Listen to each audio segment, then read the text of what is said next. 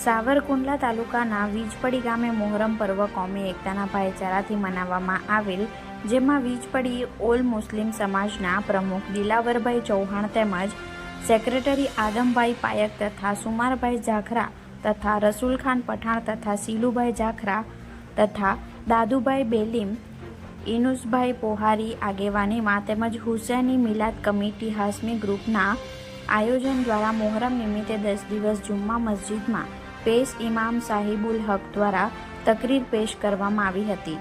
મિલાદ તેમજ ન્યાઝનું આયોજન કરવામાં આવ્યું હતું.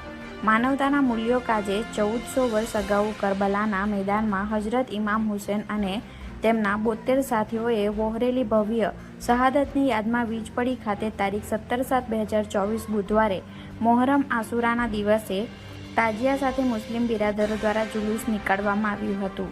જુલુસ હુસેની ચોકમાં, ફાતેમા ચોક, હસની ચોક, મેઇન બજાર તેમજ મારુતિ ચોકમાં ફર્યું હતું.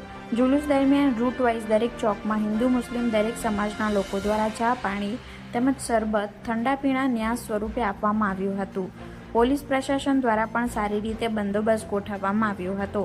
Reporter Samir Khokhar, Gujarat crime news, Vijpadi.